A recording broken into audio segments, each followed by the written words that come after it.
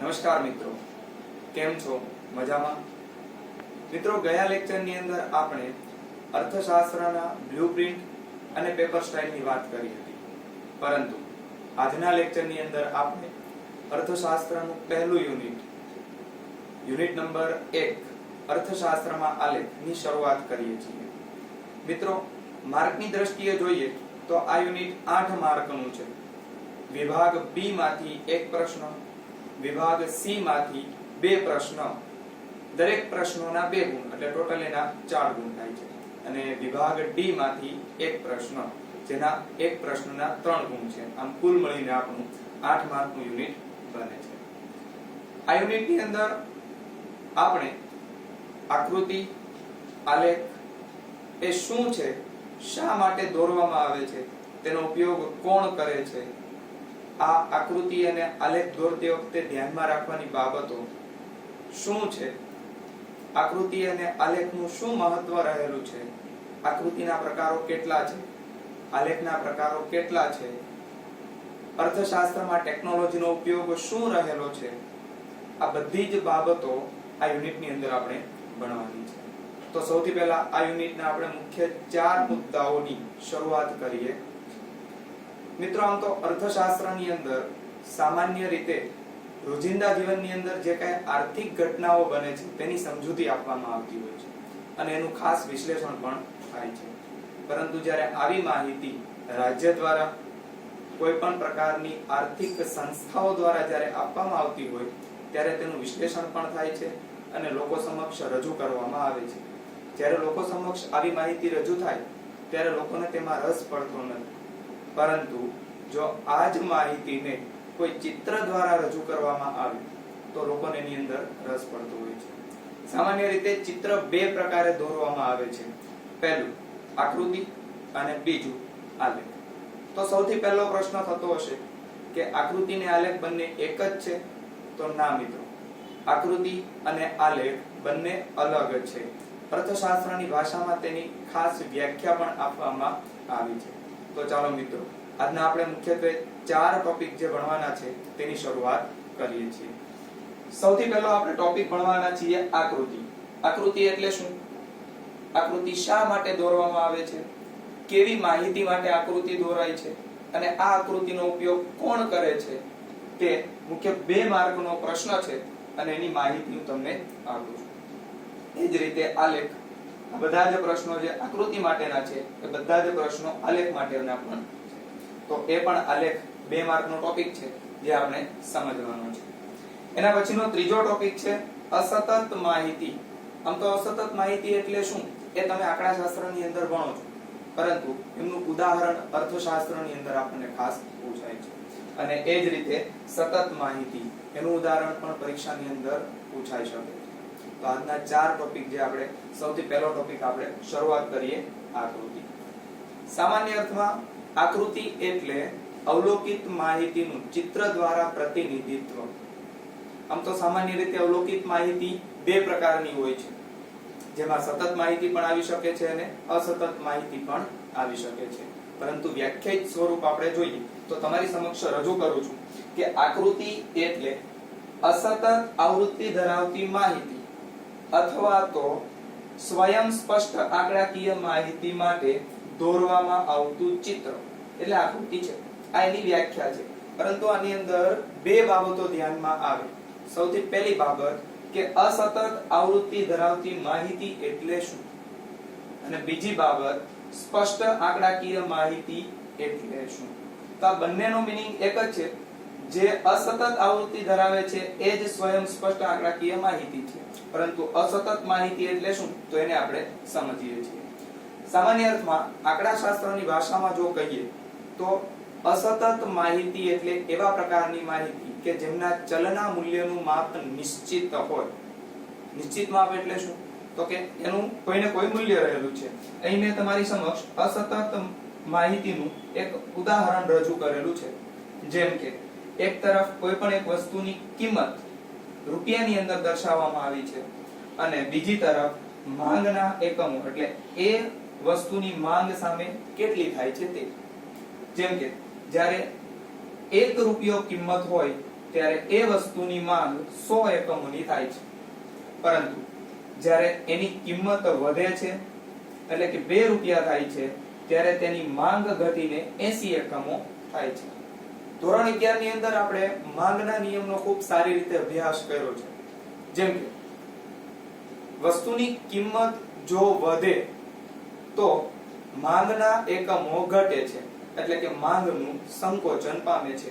એ નિયમને અનુસંધાને અહીં મેં તમારી સમક્ષ માહિતી રજૂ કરી છે કે જેમ જેમ કિંમત વધે છે તેમ તેમ તેની માંગના એકમો ઘટતા જાય છે. પરંતુ કહેવાનો મતલબ એ છે કે અહીં 1 રૂપિયો, 2 રૂપિયા, 5 રૂપિયા, 7 રૂપિયા અને 10 રૂપિયા આ નિશ્ચિત કિંમત છે.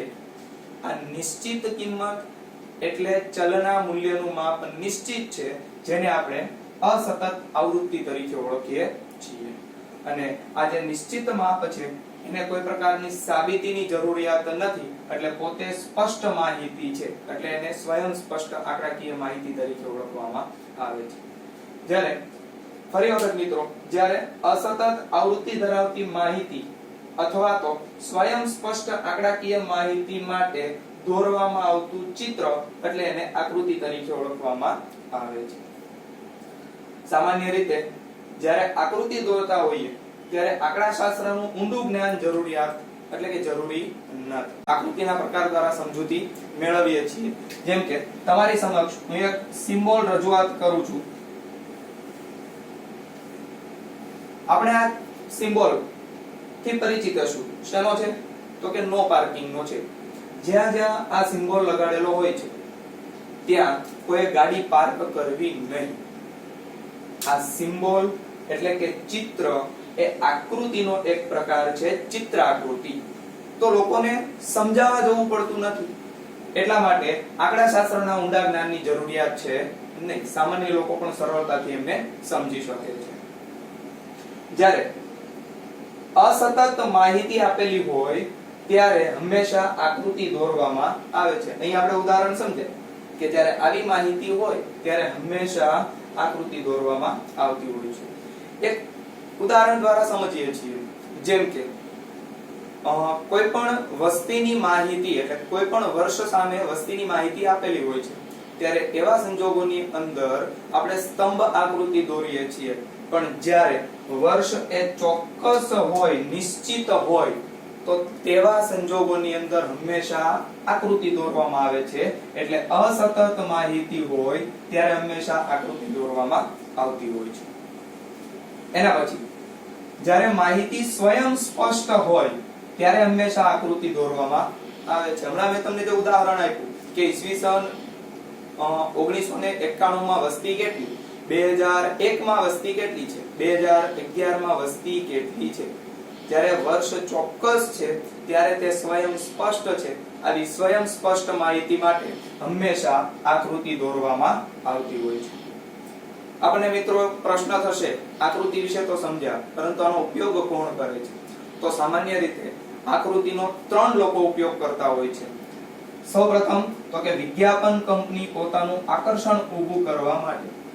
આપણે જાણીએ છીએ કે રસ્તા ઉપર ઘણી બધી ગાડીઓ ચાલે છે, ઘણી બધી કાર ચાલે છે, ઘણા બધા કંપનીના ટ્રક પણ ચાલતા હોય છે. પરંતુ દૂરથી જ્યારે કોઈ ગાડી આવતી હોય ત્યારે આપણે કહીએ છીએ કે આ જ કંપનીની ગાડી છે. શા માટે? તો કે એમનો સિમ્બોલ. એ સિમ્બોલ દ્વારા આપણે ગાડી એટલે કે કંપનીને જાણીએ છીએ અને એ કંપની એ સિમ્બોલ દ્વારા વિજ્ઞાપન કરે છે, એટલે જાહેરાત કરે છે.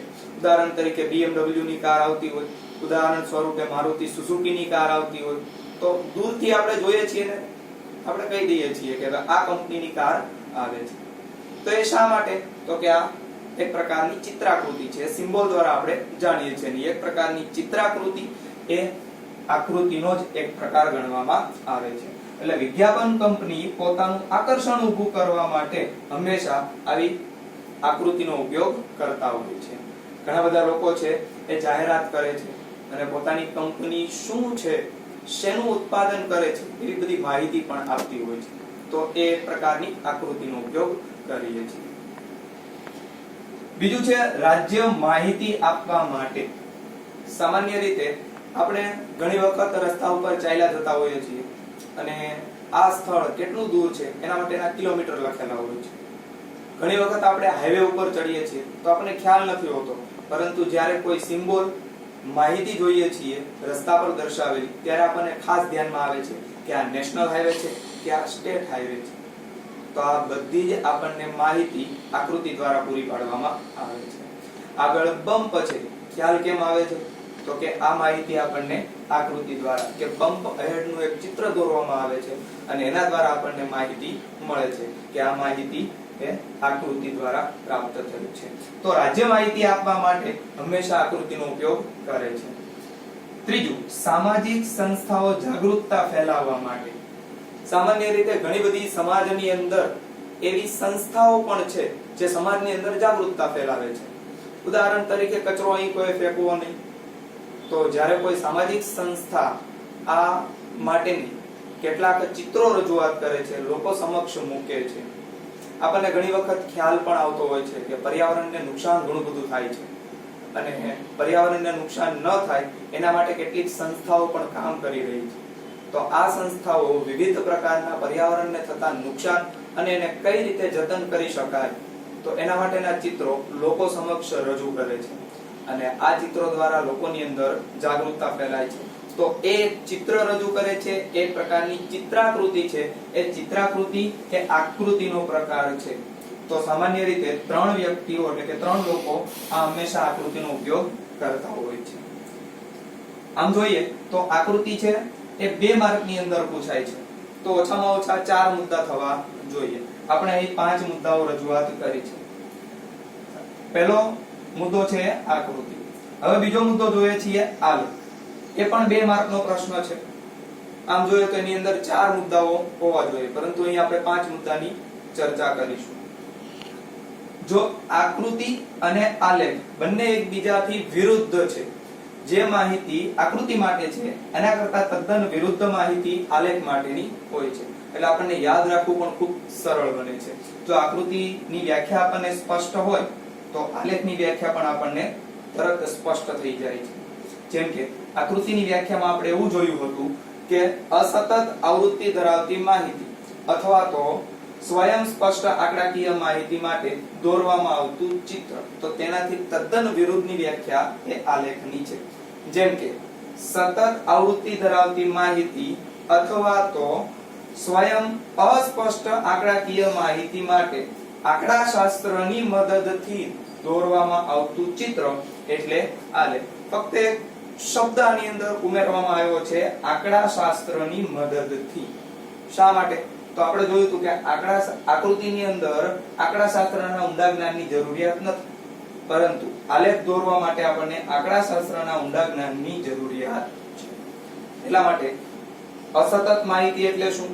તો એની વ્યાખ્યા આપણે જોઈએ તો અહીં મેં તમારી સમક્ષ એક ઉદાહરણ રજૂ કરેલું છે કે એક તરફ ગુણ નો વર્ગ આપેલો છે કે 10 થી 19 ગુણ, 20 થી 29 અને 30 થી 39, અને એની સામે આ ગુણ મેળવતા વિદ્યાર્થીઓની સંખ્યા છે.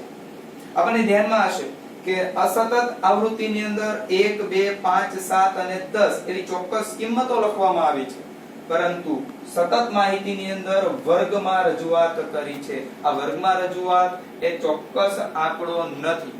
જેમ કે 10 થી 19 ગુણ મેળવતા વિદ્યાર્થીઓની સંખ્યા કેટલી? તો કે 50 છે. અહીં 10 થી 19 એવો વર્ગ છે, ચોક્કસ સંખ્યા આપી નથી કે 11 ગુણ મેળવતા વિદ્યાર્થીઓની સંખ્યા કેટલી, 12 ગુણ મેળવતા વિદ્યાર્થીઓની સંખ્યા કેટલી, એવું આપવામાં આવેલું નથી. એટલા માટે આ સતત ને સતત વર્ગો છે ચાલ્યા કરે છે અને એટલા માટે સતત માહિતી તરીકે ઓળખવામાં આવે છે. જો વ્યાખ્યાયિત સ્વરૂપ જોઈએ કે જે સંખ્યાનું ચલનું માપ નિશ્ચિત નથી તેને હંમેશા સતત આવૃત્તિ તરીકે ઓળખવામાં આવે છે અને આ આપણી સમક્ષ સતત માહિતી છે. તો ફરી વખત વ્યાખ્યા જોઈએ. સતત આવૃત્તિ ધરાવતી માહિતી અથવા હવે બીજો શબ્દ આવે છે કે અસ્પષ્ટ આંકડાકીય માહિતી માટે જો કોઈ માહિતી સતત છે એ હંમેશા અસ્પષ્ટ હોવાની છે. કારણ એટલું જ કે તેનું નિશ્ચિત માપ છે નહીં. તો અસ્પષ્ટ આંકડાકીય માહિતી માટે આંકડાશાસ્ત્રની મદદથી દોરવામાં આવતું ચિત્ર એટલે આલેખ. આ એમની વ્યાખ્યા છે. આલેખ દોરવા માટે આંકડાશાસ્ત્રના ઊંડા જ્ઞાનની જરૂરિયાત છે, કારણ કે એને ચોક્કસ માપ આપવામાં આવે છે.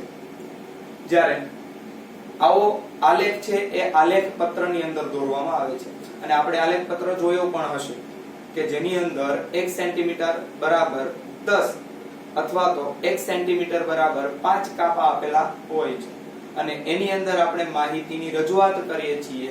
એ સતત માહિતી છે, અને આવી સતત માહિતી માટે હંમેશા ચોક્કસ માપ કાઢવું જરૂરી છે. એટલા માટે આંકડાશાસ્ત્રનું ઊંડું જ્ઞાન જરૂરી છે. આ માપ કાઢવા માટે આંકડાશાસ્ત્રની મદદ લેવી પડે છે.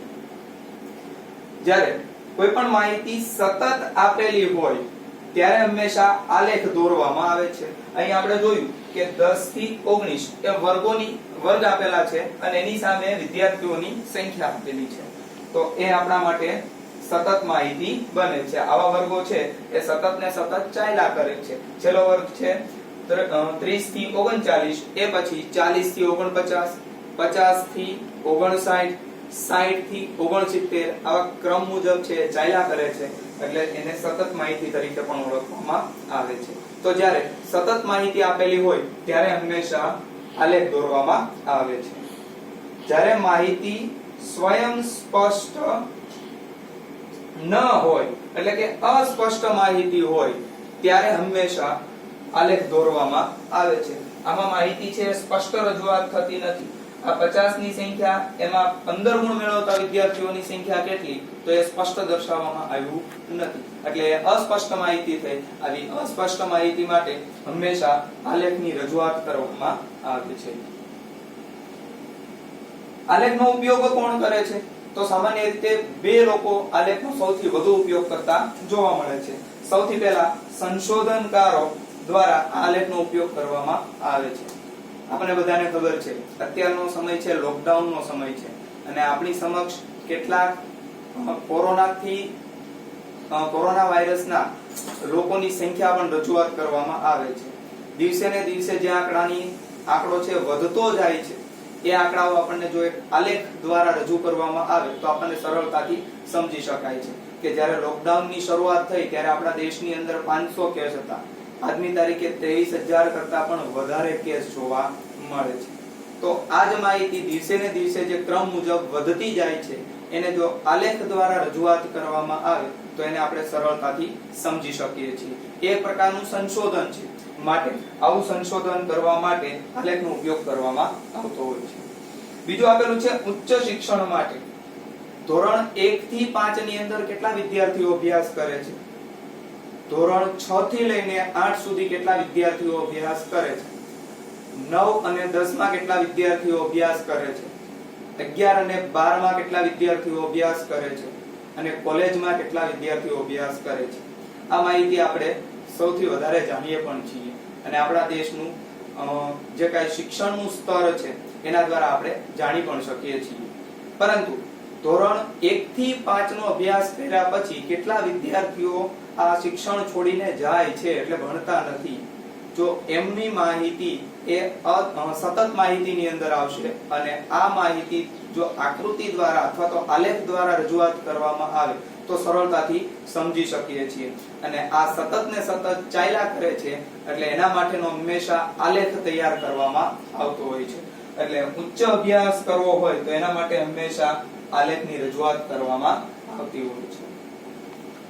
સામાન્ય રીતે આપણે બે ટોપિક અત્યારે સમજ્યા છીએ, પણ આ બે ટોપિકની સાથે આપણે બીજા બે ટોપિક પણ સાથે લીધા છે, જે આપણને 2 માર્કની અંદર પણ પૂછાય છે.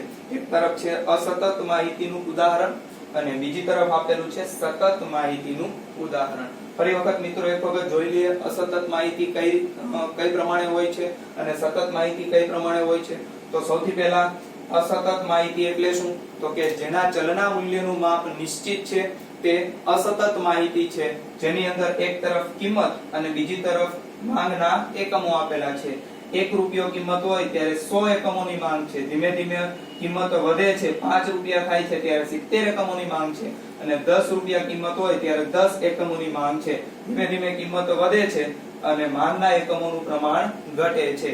અહીં કિંમત એ ચોક્કસ નિશ્ચિત માપ છે, જેના ચલના મૂલ્યનું માપ નિશ્ચિત હોય એ હંમેશા અસતત માહિતી તરીકે ઓળખવામાં આવે છે. બીજી તરફ આપેલું છે સતત માહિતી. તો સતત માહિતી એટલે શું? તો કે જેના ચલના મૂલ્યનું માપ નિશ્ચિત નથી તેને સતત માહિતી તરીકે ઓળખવામાં આવે છે. અહીં એક તરફ ગુણ અને બીજી તરફ વિદ્યાર્થીઓની સંખ્યા કે એટલા ગુણ છે એટલા વિદ્યાર્થીઓ દ્વારા મેળવવામાં આવે છે. જેમ કે 10 થી 19 ગુણ એ 50 વિદ્યાર્થીઓ પ્રાપ્ત કરે છે, 20 થી 29 ગુણ એ 30 વિદ્યાર્થીઓ પ્રાપ્ત કરે છે, 30 થી 39 ગુણ એ 10 વિદ્યાર્થીઓ પ્રાપ્ત કરે છે. પરંતુ એવું ચોક્કસ કહેવામાં આવ્યું નથી કે 15 માર્ક મેળવતા વિદ્યાર્થીઓની સંખ્યા આટલી, 25 માર્ક મેળવતા વિદ્યાર્થીઓની સંખ્યા એટલી, એવું કહેવામાં આવ્યું નથી. એના વર્ગ પાડવામાં આવ્યો છે એટલા માટે તે સતત માહિતી તરીકે ઓળખવામાં આવે છે. આ પણ 2 માર્કની અંદર આપણને પૂછાય છે. ફક્ત ઉદાહરણ પૂછાય છે, વ્યાખ્યા પૂછાતી નથી, પરંતુ આપણને સમજ આવે એટલા માટે આ વ્યાખ્યા રજૂઆત કરવામાં આવી છે. આપણા ધોરણ 12 ના અર્થશાસ્ત્રના પુસ્તકમાં પણ સતત આવૃત્તિ અને અસતત આવૃત્તિનું ફક્ત ને ફક્ત ઉદાહરણ જ આપવામાં આવેલું છે. તેની કોઈ પણ પ્રકારની વ્યાખ્યા આપવામાં આવેલી નથી. વિદ્યાર્થી મિત્રો, આપણે આ 4 ટોપિકની રજૂઆત તો કરી, પરંતુ આજનો છેલ્લો અને 5મો ટોપિક જે આમાંથી જ નીકળે છે અને વારંવાર પરીક્ષાની અંદર પૂછાય પણ છે, તફાવત આપો આકૃતિ અને આલેખ. આ વારંવાર પરીક્ષાની અંદર પૂછાતો ટોપિક છે. શું લખવું જોઈએ તફાવતની અંદર? તો એ આપણે સૌપ્રથમ જોઈએ છીએ. સૌથી પહેલા એનો લખવો જોઈએ અર્થ. આકૃતિ એટલે શું? તો કે અસતત આવૃત્તિ ધરાવતી માહિતી અથવા સ્પષ્ટ આંકડાકીય માહિતી માટે દોરવામાં આવતું ચિત્ર એટલે આકૃતિ. તેની સામે આલેખની અંદર આપણે લખવું જોઈએ કે સતત આવૃત્તિ ધરાવતી માહિતી અથવા તો અસ્પષ્ટ આંકડાકીય માહિતી માટે આંકડાશાસ્ત્રની મદદથી દોરવામાં આવતું ચિત્ર એટલે આલેખ. આ પહેલો મુદ્દો આપણો બને છે.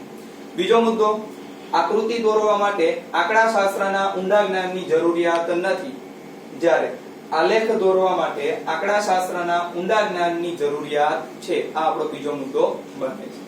ત્રીજું છે, જ્યારે માહિતી અસતત હોય ત્યારે હંમેશા આકૃતિ દોરવામાં આવતી હોય છે, જ્યારે માહિતી સતત હોય ત્યારે હંમેશા આલેખ દોરવામાં આવે છે. એના પછી ચોથો મુદ્દો, જ્યારે માહિતી સ્વયં સ્પષ્ટ હોય ત્યારે હંમેશા આકૃતિ દોરવામાં આવતી હોય છે, જ્યારે માહિતી સ્વયં સ્પષ્ટ ન હોય ત્યારે હંમેશા આલેખ દોરવામાં આવે છે. આ આપણો ચોથો મુદ્દો બને છે. એનો ઉપયોગ કોણ કરે છે? તો આકૃતિનો ઉપયોગ વિજ્ઞાપન કંપની પોતાનું આકર્ષણ ઊભું કરવા માટે, રાજ્ય માહિતી આપવા માટે અને સામાજિક સંસ્થાઓ જાગૃતતા ફેલાવવા માટે ઉપયોગ કરે છે. જ્યારે આલેખનો ઉપયોગ એ સંશોધનકારો દ્વારા અને ઉચ્ચ શિક્ષણ માટે કરવામાં આવે છે. આ ઉપરાંત બીજા કેટલાક મુદ્દાઓ છે એ પણ આપણે તારવી શકાય છે. જેમ કે આકૃતિ દોરતી વખતે આલેખ પત્રનો ઉપયોગ કરવામાં આવતો નથી, જ્યારે આલેખ દોરવા માટે આલેખ પત્રનો ઉપયોગ થાય છે. એના પછી હજી એક પણ મુદ્દો તારવી શકાય છે. આકૃતિ દોરતી વખતે એક કરતા વધારે ચતુર્થાંશોની જરૂરિયાત નથી, કારણ કે આલેખ પત્રનો ઉપયોગ થતો નથી, જ્યારે આલેખ દોરતી વખતે એક કરતા વધારે ચતુર્થાંશોનો ઉપયોગ કરવામાં આવે છે અને આલેખનો ઉપયોગ પણ થતો હોય છે. તો મુખ્યત્વે આમાંથી નીકળતા 7 મુદ્દા જે તફાવતની અંદર આપણે યાદ રાખવા જોઈએ. જો આપણે કોઈ પણ પ્રકારની બુક તૈયાર કરી હોય તો એની અંદર આ મુદ્દા તારવવા જોઈએ. પરીક્ષાની અંદર જો આપણને આ 2 માર્કનો ટોપિક પૂછાય તો ઓછામાં ઓછા આકૃતિ અને આલેખના 4 મુદ્દા છે લખવા જોઈએ. તમારી સમક્ષ અહીં મેં એક નોંધ કરીને લખેલું છે કે સામાન્ય પ્રજાને માહિતી આપવા માટે આલેખનો ઉપયોગ થતો નથી, કારણ કે હંમેશા આલેખની અંદર આંકડાશાસ્ત્રનું એક તો ઊંડું જ્ઞાન જરૂરી છે, લોકોને સમજાવવા પડે છે, માટે આ સામાન્ય પ્રજા માટે આલેખ દોરવામાં આવતો નથી. તો પ્રશ્ન થાય કે સામાન્ય પ્રજાને સમજાવવા માટે શેનો ઉપયોગ થાય છે? તો સામાન્ય પ્રજાને સમજાવવા માટે હંમેશા આકૃતિનો ઉપયોગ કરવામાં આવે છે. એટલા માટે એક મુદ્દો એ પણ તારવી શકાય તફાવતની અંદર કે સામાન્ય પ્રજાને સમજાવવા માટે આકૃતિનો ઉપયોગ થાય છે, જ્યારે આલેખનો ઉપયોગ થતો નથી. એ પણ તફાવતની અંદર આપણે લખી શકીએ છીએ. ધન્યવાદ મિત્રો. નેક્સ્ટ લેક્ચરની અંદર આપણે આલેખ અને આકૃતિનું મહત્વ તથા ધ્યાનમાં રાખવાની બાબતોની સમજૂતી આપણે મેળવીશું. આભાર.